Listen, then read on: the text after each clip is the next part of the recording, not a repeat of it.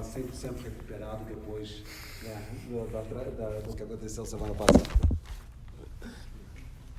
Obrigado, Jack. Boa noite. Obrigado a todos aí pela presença. Como o Jack disse, esse evento tinha que ter ocorrido uma semana atrás, mas eu fui acometido aí por uma virose braba que me derrubou. E cá estamos recuperados. E vamos lá, eu não trouxe sequer highlights hoje, eu queria fazer realmente uma conversa bastante informal.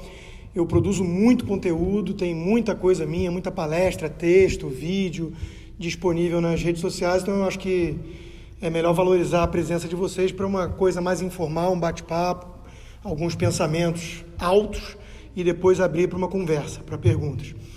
E o Jack citou o meu livro Esquerda Caviar, que foi o best-seller.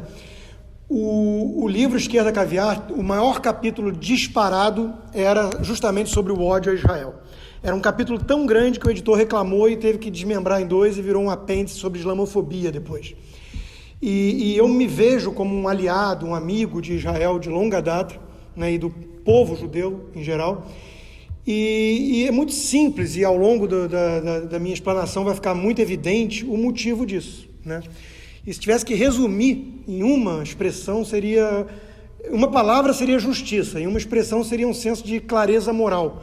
Eu acho que o antissemitismo é como uma espécie de o canário da mina de carvão, né, que alerta quando há um crescimento de ressentimento no mundo, e sempre que ele começa a aumentar, é um sinal de que há um clima hostil de preconceito, de racismo, de rancor no mundo que é sempre prejudicial às democracias, às liberdades individuais e aos direitos humanos.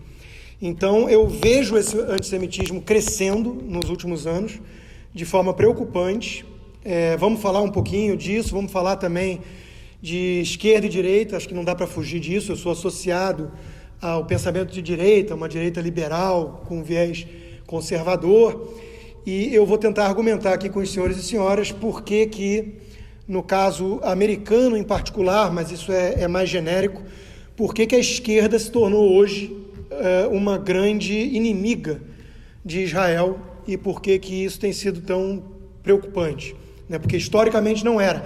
Israel historicamente era uma bandeira, uma causa acima dessa disputa esquerda e direita, principalmente aqui, entre Partido Democrata e Partido Republicano, e isso não é mais verdade. Eu vou tentar argumentar o porquê disso. E tentar ver, então, outra coisa também que acontece, que hoje esse antissemitismo vem mascarado, porque pega muito mal falar, né, em preconceito ao povo judeu, depois do Holocausto e tudo mais, pega muito mal, então ele vem disfarçado, ele vem mascarado de antisionismo.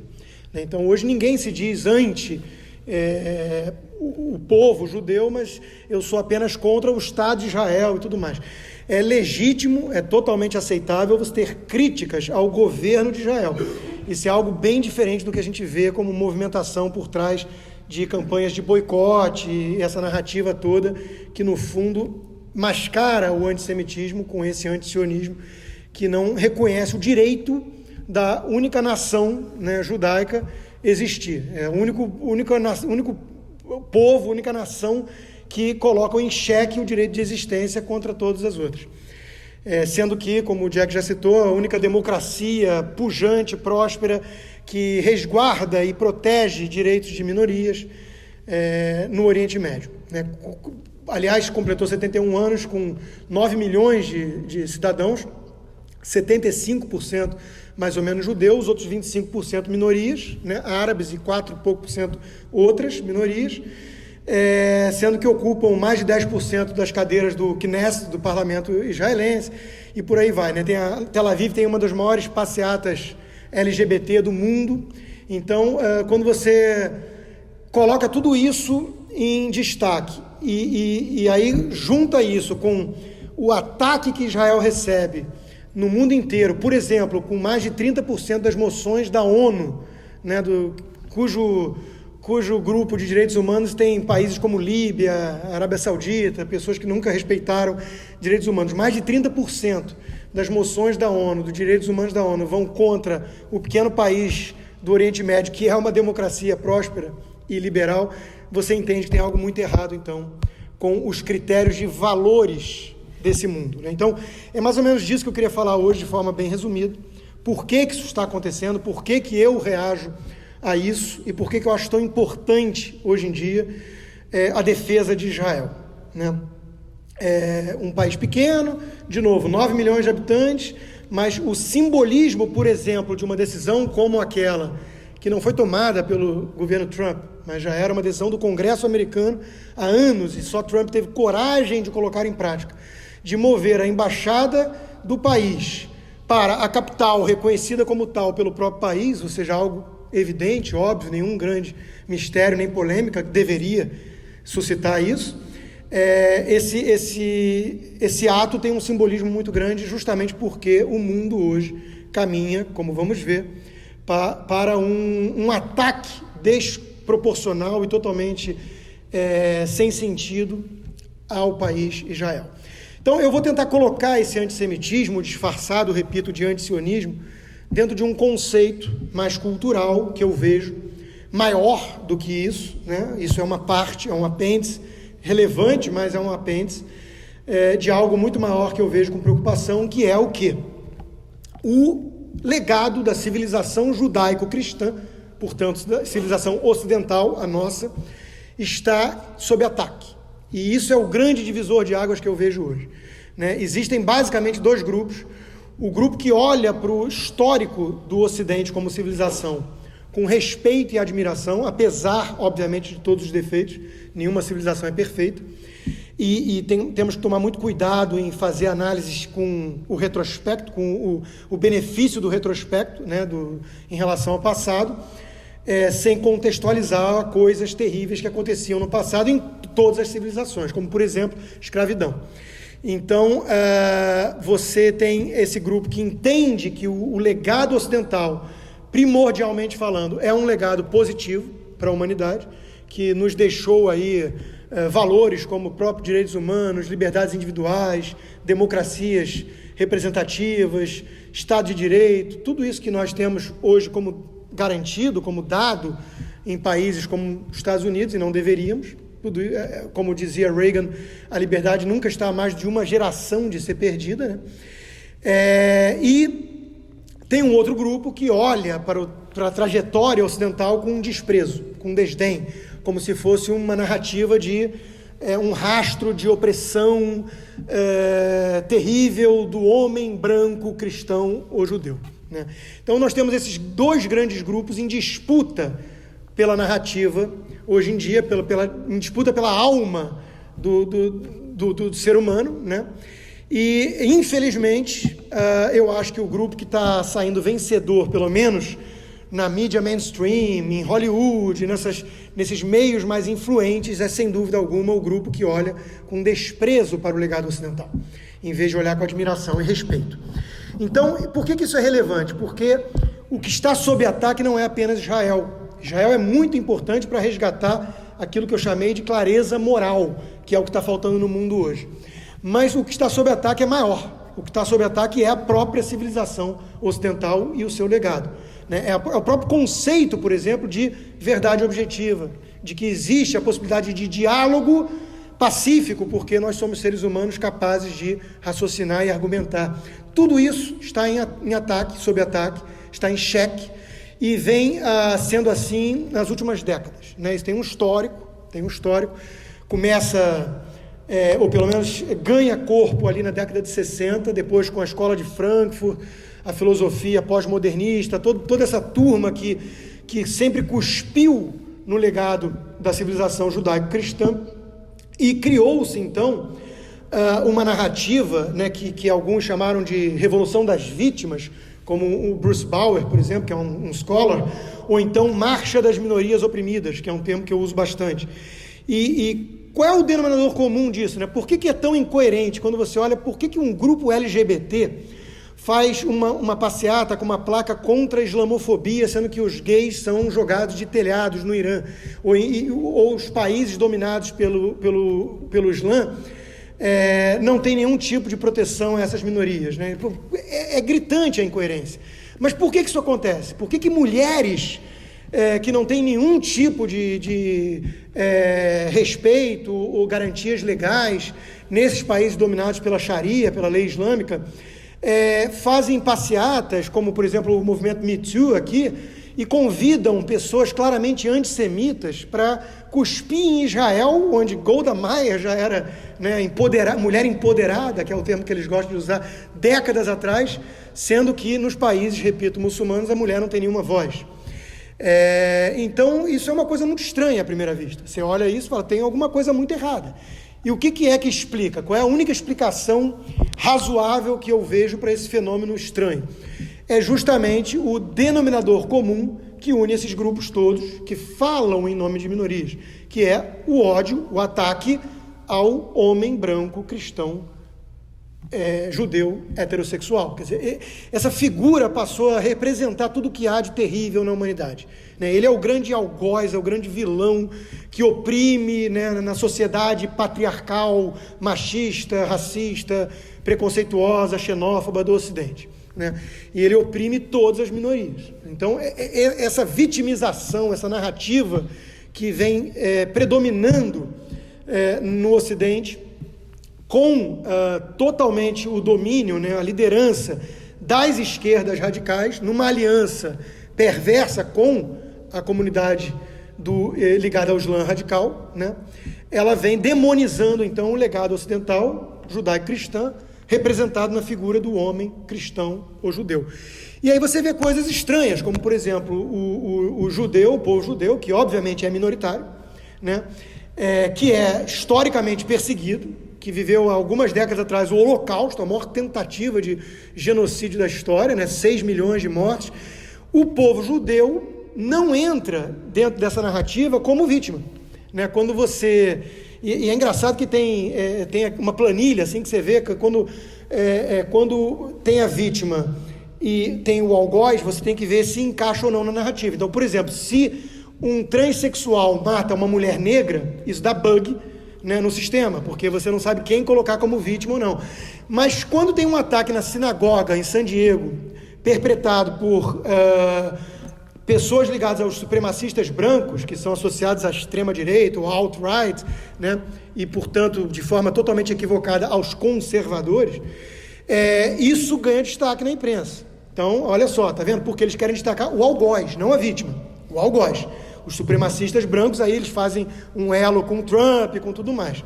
Mas quando o Hamas dispara 600 foguetes, ou a Jihad Islâmica, que faz o Hamas parecer moderado, daí você vê o absurdo, contra Israel, aí nenhum pré-candidato dos 20, ou mais de 20, que o Partido Democrata tem para combater Trump em 2020, se manifesta. Nenhum deles abre a boca em defesa de Israel, um aliado histórico, a única democracia, repito, no Oriente Médio. Então, é muito estranho. Por quê? Porque, na verdade, o compromisso deles não é com o judeu enquanto vítima, é com o esquerdismo. Assim como o movimento feminista radical, na sua terceira geração de hoje, encaixando nessa narrativa de vitimização e do denominador comum, né, da marcha das vítimas oprimidas, das minorias oprimidas, o movimento feminista hoje não tem nada a ver com a mulher. Tem mais nada a ver com a mulher. Se o movimento feminista tivesse a ver com o empoderamento feminino, elas teriam um ícone de Margaret Thatcher em todas as passeatas, ou então de Golda Meir, como eu citei, e de tantas outras mulheres que são realmente símbolos de empoderamento da mulher. Mas elas odeiam a Thatcher, porque a Thatcher era conservadora.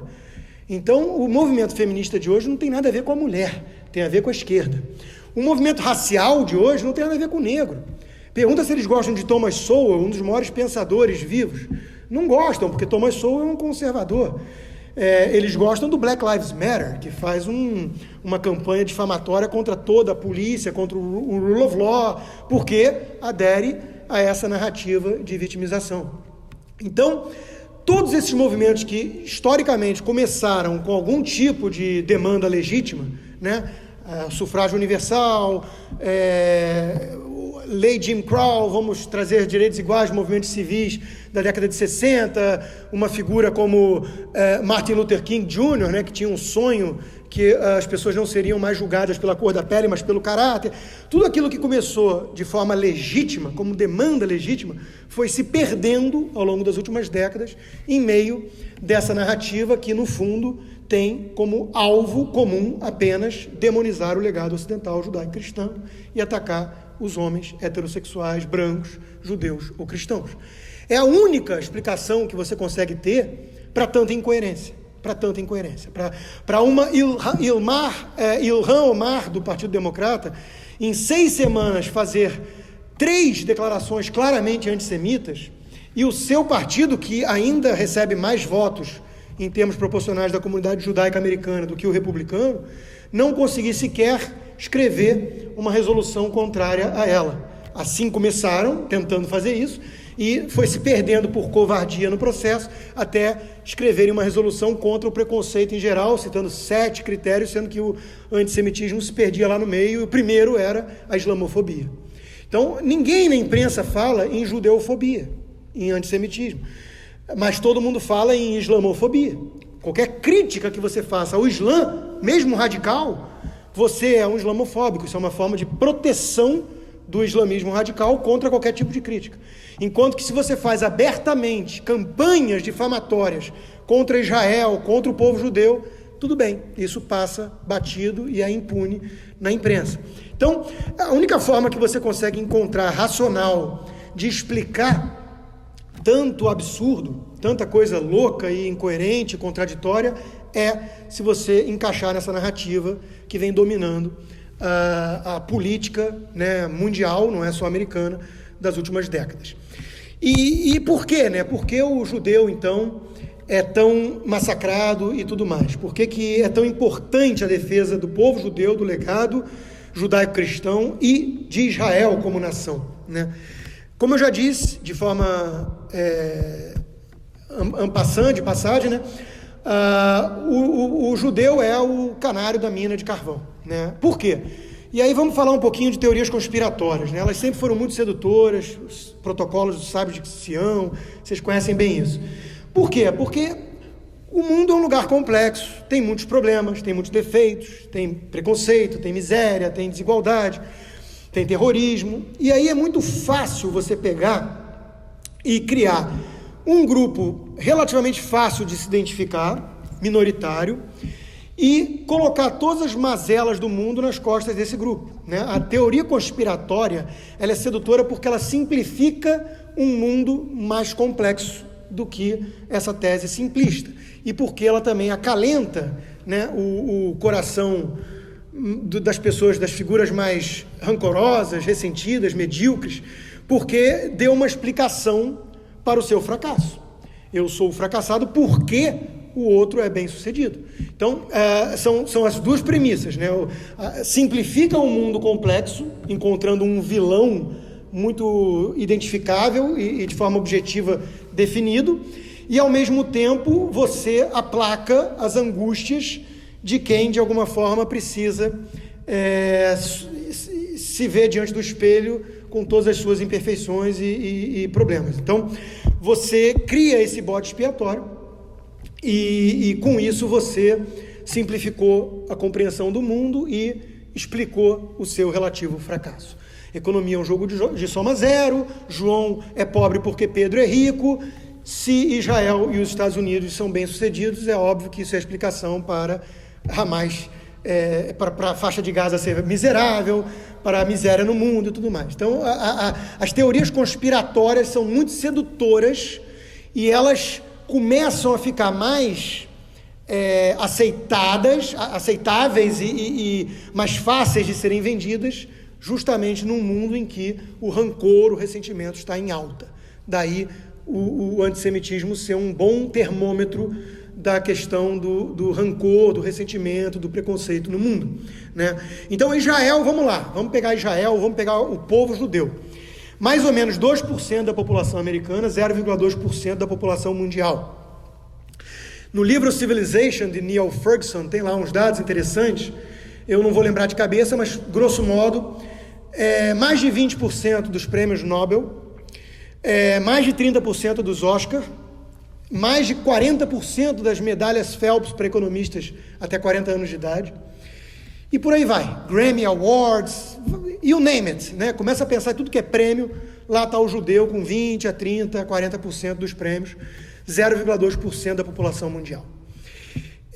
Você tem que achar uma explicação para isso, né? A explicação sedutora, acalentadora para corações medíocres e ressentidos, é de que só pode ser uma grande conspiração dominada pelo dinheiro, pelo capital do banqueiro, ou então pela alt-right vai falar que é o George Soros, que tem um pouco mais de razão, mas não é também tão assim. E óbvio que a realidade não é essa. A realidade é muito mais complexa. Então a gente tem que tentar explicar o fenômeno, né? Eu acho que a explicação passa muito mais por aspectos culturais. Tem um livro muito bom chamado Startup Nation, que todos vocês devem conhecer, né?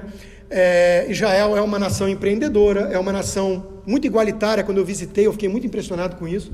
É um país de classe média, onde, pela situação peculiar, sui generis de constante clima de guerra e ameaça de existência, você tem o filho do taxista e o filho do banqueiro agindo junto ali num fronte, todo mundo fazendo serviço militar desde cedo, forçando um convívio, uma humildade, uma desconfiança em relação à autoridade, uma coisa muito interessante nesse aspecto. Outro aspecto interessante é que é o povo da palavra, né? Tem um livro interessante do Amos Oz, que faleceu recentemente, escritor israelense, que ele escreveu com a filha dele, historiadora, justamente sobre isso, né? A importância da Bíblia e do livro e da tradição oral do povo judeu como legado mesmo para aqueles como ele, seculares. Né? Que é um bar mitzvah? Se não você pegar, e eu aqui não estou tentando ensinar padre a rezar missa, nem rabino, mas você pegar um bar mitzvah, você jogar um garoto de 13 anos de idade e a desafiar autoridades e com argumentos, né? Com argumentos, com embasamento. Quer dizer, é um povo da palavra, um povo da tradição oral, do conhecimento. Então tem menores taxas de analfabetismo, historicamente falando, sempre. Outra coisa, tem um livro interessante do Dennis Prager, que aliás eu recomendo a todos que acompanham o Dennis Prager em geral, chamado Why the Jews, onde ele questiona por que esse antissemitismo. E nesse livro ele mostra também, uma questão de padrão ético. Não é fácil você ser judeu, você tem uma demanda moral muito grande, muito intensa, né? E a régua é colocada lá em cima, até porque tem um Deus que está acima, né, de certas demandas sociais ou políticas, né? Você responde a uma autoridade maior, e isso para uma sociedade relativista, hedonista, isso é dose, então isso também incomoda. E o Dennis Prager mostra no livro isso, né? Então também tem essa questão de que você tem que se haver com um povo que, de certa forma, em geral, na média, tem uma postura, uma conduta ética, moral muito mais rigorosa do que a média, tem taxas de divórcio muito menores, tem taxa de agressão de marido à esposa muito abaixo da média de outros povos, né? Então, tudo isso incomoda. A relativa prosperidade, né? Israel é um deserto, metade de Israel não tem nada. Israel hoje exporta água por meio da agricultura pujante. Tem um livro também, There Shall Be Water, que eu até recebi de presente, assinado pelo ministro, e é um livro que explica esse milagre, né, do setor produtivo de Israel. Quer dizer, você no meio do deserto, você exporta água. Como é que é isso, né? Então, todo esse sucesso incomoda. Então, desperta um ódio nas almas mais ressentidas, né? E por que, então, o casamento da extrema esquerda com o Islã radical, condenando o legado da civilização judaico-cristã?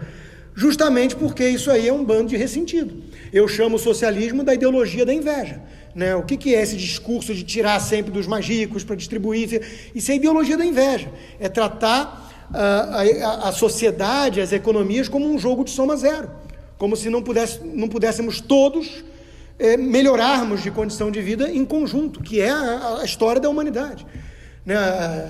A humanidade ficou estagnada durante séculos, e desde a Revolução Industrial, depois o Iluminismo, feito em alicerces da civilização judaico-cristã. Não é à toa que essa história toda do iluminismo não prosperou, não floresceu em outras civilizações. Tem que explicar por que aconteceu no Ocidente, né? E tem uma explicação boa para isso. Recomendo o livro novo do Ben Shapiro sobre isso, né? The Right Side of History. Ele fala muito disso. Está nesse conjunto de ideias e valores. E isso permitiu a ascensão do capitalismo, do livre mercado, do Estado de Direito, dessas coisas todas que nós aprendemos a valorizar e que explicam o relativo sucesso ocidental. E tudo isso está ameaçado hoje, tudo isso está em xeque e sob constante ataque por essa aliança nefasta, unholy, tem um livro com esse nome, Unholy Alliance, acho que é do David Horowitz, não sei, do Islã radical com a extrema esquerda. Então, é esse o único contexto que eu consigo ver para explicar uma Ilhan Omar, uma Nasheed Taleb, essa turma radical do Partido Democrata, falar as barbaridades que falam, e a turma do Partido Democrata, que, repito, é a turma que mais recebe voto da comunidade judaica americana, passar pano nisso, fazer vista grossa, não conseguir sequer condenar os seus companheiros de partido. Há uma radicalização crescente da esquerda nos Estados Unidos e no mundo. Tem um bom livro sobre isso também, Barry Rubin, chamado The Silent Revolution, onde ele mostra que houve uma tomada do liberalismo. Aqui é curioso, né? Nos Estados Unidos a gente chama de liberalismo, né? Eu sou liberal, um liberal clássico, eu me vejo assim. Chama-se de liberalismo nos Estados Unidos uma coisa que não tem nada a ver com liberalismo hoje em dia mais. É uma esquerda radical que fala em socialismo, né? O Bernie Sanders fala em defender o socialismo. O Alexandre Ocasio-Cortez fala no Green New Deal, que é um documento, além de infantiloide, né? Parece escrito por uma colegial, é uma coisa stalinista. Em 10 anos acaba com os aviões e todas as casas do país vão ter que rever sua matriz energética. É uma coisa ridícula. Então, essa turma está dominando as bases do Partido Democrata. Há uma revolução silenciosa, uma tomada, usurparam o Partido Democrata, que já foi o partido de JFK, um católico anticomunista, né? Usurparam o Partido Democrata e usurparam o termo liberal, que hoje em dia nos Estados Unidos virou sinônimo dessa turma radical socialista, né? E que faz aliança com, repito, os muçulmanos radicais. Então, tudo isso é muito preocupante, tudo isso é muito grave, muito sério, e daí a importância de você reagir com instituições como a ADC e tantas outras. Quer dizer, você tem que falar, você tem que se manifestar. Infelizmente, não são todos que têm coragem de fazer isso, e eu até entendo. Tem aquilo que a gente chama da síndrome de Oslo, tem um livro bom também com esse título, que é o seguinte: quando você vive como uma comunidade minoritária, sendo difamada, apanhando constantemente do mainstream tanto tempo, tem uma hora que isso cansa, e tem uma hora que você quer fazer concessões demasiadas para ver se pelo menos te deixam em paz, né? Então você se curva demais diante do seu inimigo que quer te destruir, achando que com isso, se você for muito bonzinho, ele vai te tratar melhor. Lê do engano, né? Lê do engano. Eu acho que Israel, que vive numa situação mais concreta de ameaça, aprendeu isso the hard way, né? Tiveram alguns conservadores que torceram para o Bibi Netanyahu, perder a 5ª reeleição dele, não porque são contra ele e porque ele faria uma má gestão, mas porque queriam ver o New York Times e companhia expor toda a sua hipocrisia de que o problema é o Netanyahu. Não é. Se ganhasse a centro-direita que competiu contra ele, né, iam continuar com o mesmo grau de ataque a Israel, disfarçado de antisionismo e críticas às políticas do governo de Israel. Por quê? Porque sequer entrou no debate político dessa eleição em Israel a questão de como lidar com o Hamas. Ninguém lá acha que tem que ser pacifista, ninguém é obamista lá, ninguém. Porque lá eles vivem a realidade do jeito mais duro. Eu estive visitando Sderot, por exemplo, né, cidade que vive sob constante sirenes e todo mundo indo para bunker. Então, essa turma não quer saber de negociar com o Hamas. Já tentaram, né, em 2001, né, Barak cedeu em tudo. Em Camp David, o Clinton exortou Yasser Arafat a aceitar as propostas, Israel estava disposto a recuar 95% do território, ceder tudo, e Arafat obviamente não quis e veio a segunda intifada depois. Então não tem como negociar com essa turma, mas eu entendo o que é a síndrome de hoje. Depois de tanto tempo apanhando, você fica na esperança, na vã esperança de se acenar que você é bonzinho, tipo assim, um Caio Blinder, né? Eu sou bonzinho, eu entendo você, eu também critico aqui Israel, veja como eu sou limpinho e posso frequentar suas festas. Eles não vão te aliviar por conta disso, eles querem te destruir. O Dennis Prager faz um exercício hipotético muito útil. Se Israel abaixar todas as suas armas amanhã, o que acontece com Israel? É varrido do mapa. Se Gaza abaixar todas as armas e o Hamas depor todas as armas, o que acontece? Estado palestino surge amanhã. Então, não é problema de Israel, não é culpa de Israel, isso é que nem a narrativa que culpou os Estados Unidos pelo 11 de setembro. É igualzinho. É você querer culpar a vítima pelo ataque do terrorista. Isso não existe. Israel já entendeu. Aqui não. Aqui essa turma toda democrata ainda acha que Obama é o máximo em negociar com o Irã, em ceder e tudo mais. Então, a esquerda americana está desconectada da realidade, com uma narrativa cada vez mais radical, flertando com os verdadeiros inimigos da civilização ocidental e de Israel. Então, o mundo moderno precisa resgatar valores morais e clareza moral, objetividade moral. Objetividade. Infelizmente, isso não vai ser possível pelos canais tradicionais. Por exemplo, a ONU é um troço totalmente tomado pelos petrodólares árabes e pela mentalidade dessa marcha das minorias oprimidas, do vitimismo.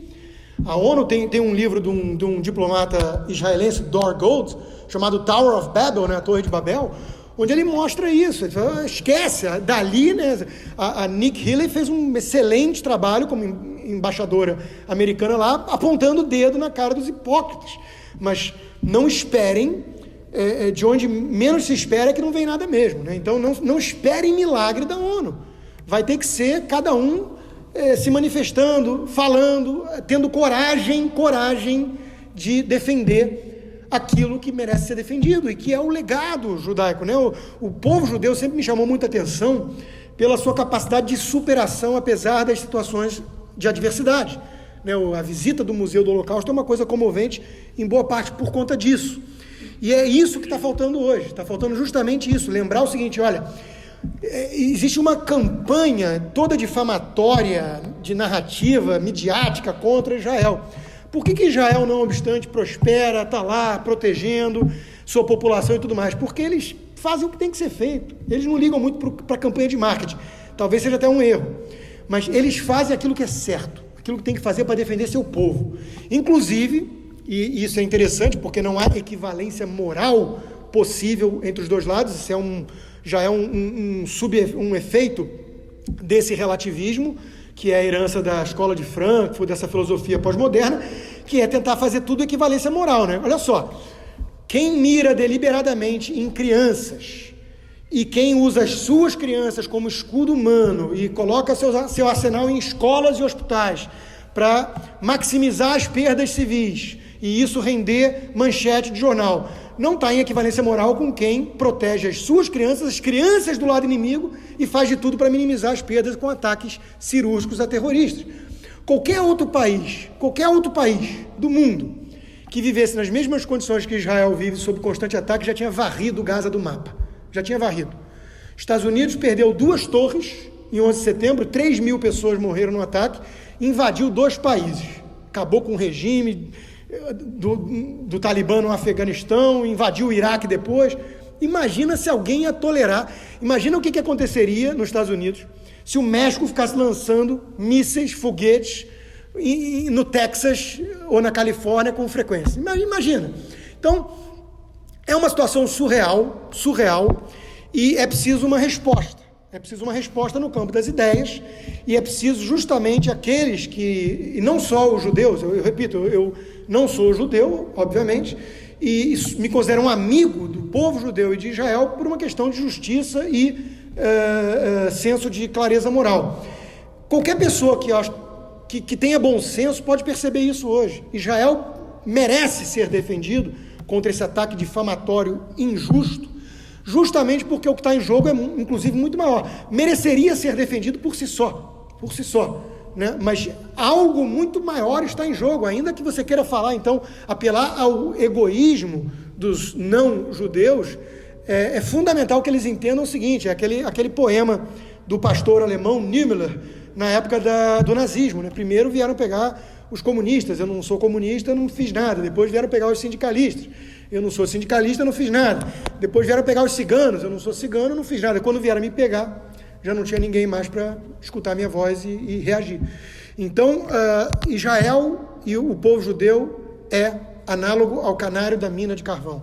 Está sob ataque hoje porque é mais fácil, porque irrita, incomoda no padrão ético, no relativo sucesso, na prosperidade. É fácil identificar como um grupo minoritário. As teorias conspiratórias são mais fáceis de se vender, até porque tem toda essa narrativa, né, do materialista, não sei o quê. Então o New York Times consegue passar impune por uma charge que coloca o Netanyahu como um cão, com uma coleira com a estrela de Davi, guiando um Trump cego com o kippah. Quer dizer, é inimaginável qualquer outro povo com o mesmo tipo de ataque aceitar isso dessa forma, né? Essa mesma turma justificou um atentado terrorista que tirou vidas na Charles Hebdo, na revista lá, por causa de uma charge com Maomé e tudo mais. Agora, esse tipo de ataque preconceituoso, difamatório no New York Times, não, isso aí tudo bem, isso é liberdade de expressão.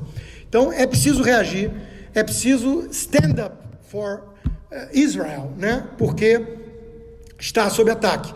Tem um livro que o meu amigo Sérgio aqui me recomendou, que eu recomendo a todos também, chamado Rise, da Brigitte Gabriel, uma libanesa cristã que viveu 7 anos num bunker no Líbano, quando foi destruído pela guerra civil com o Hezbollah, né?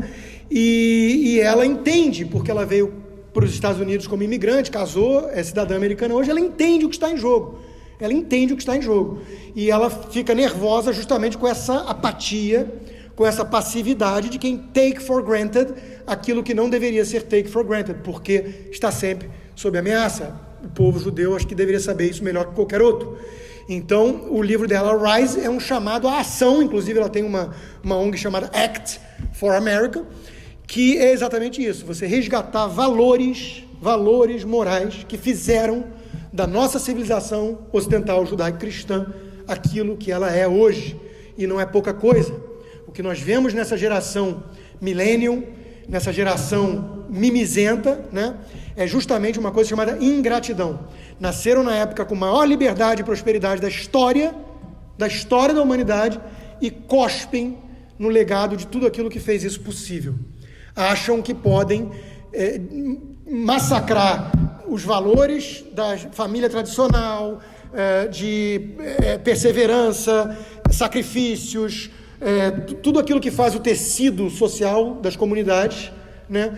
No capitalismo, acham que podem cuspir em tudo isso, ficar defendendo Green New Deal e Islã e socialismo, e que isso vai ficar impune. Não vai ficar impune. Isso pode colocar em risco todo edifício da civilização ocidental judaico-cristã. Então, o que estamos tentando salvar aqui, preservar aqui, é algo que merece ser preservado e exige, demanda todo o esforço possível, porque não é pouca coisa e não se constrói fácil, é muito fácil destruir, construir é mais difícil. Só uma nota final para abrir para perguntas. Outra falácia, né, difamatória que é muito repetida por aí, que os judeus são egoístas, são um povo patotinha, que só ajuda a si próprio nas comunidades. A minha experiência própria provou totalmente o contrário disso. Eu tenho um negócio chamado Patreon, que quem quer me ajudar no trabalho, minha independência e tudo mais, vira meu patrono VIP. E eu tenho um grupo que eu criei disso com 20, 30 pessoas, tem um grupo de WhatsApp, uma comunidade que a gente debate. Foi um amigo meu que sugeriu isso, né? E ele outro dia brincou comigo, falando: Rodrigo, daqui a pouco você vai virar rabino, porque nesse grupo aí só metade é judeu. né? Eles são as pessoas mais altruístas, filantrópicas que eu já conheci por experiência própria. São as pessoas que mais me ajudaram por simpatia, por afinidade, por acreditar na mesma causa, quer dizer, sem nenhum tipo de interesse material concreto, né? Inclusive, eu conto para vocês uma história em off. Aquele bilionário dos cassinos, o Chan, eu não lembro nunca o nome dele.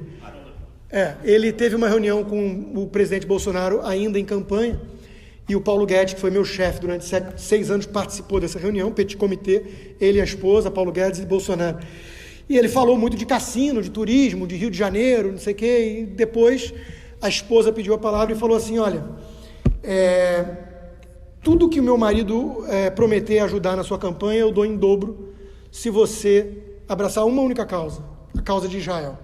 E o Bolsonaro ficou meio incomodado na cadeira, pediu para o Paulo Guedes traduzir o seguinte: olha, não precisa dar mais nenhum tostão, porque isso aí já é minha causa.